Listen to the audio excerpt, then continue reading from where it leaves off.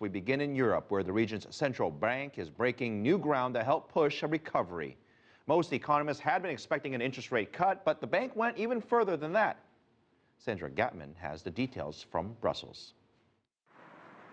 In a surprise move, the European Central Bank cut its main interest rate to its lowest level ever.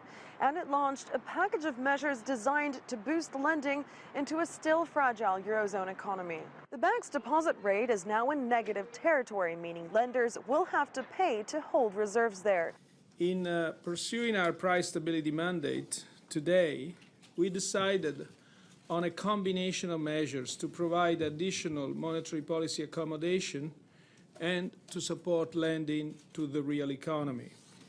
ECB President Mario Draghi said the moves were needed to combat falling inflation, which at 0.5% in May means the Eurozone is in danger of a weak recovery. France's President François Hollande, here in Brussels for G7 talks with world leaders, shared the same concern.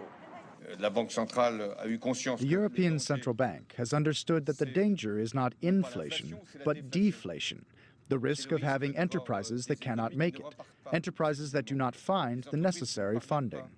In an effort to support bank lending to households and non-financial businesses, the ECB also revealed it's offering long-term loans to commercial banks until 2018. Earlier, I spoke with Guntram Wolff, director of the economic think tank Bruegel, who says the loans will help weaker economies in crisis countries.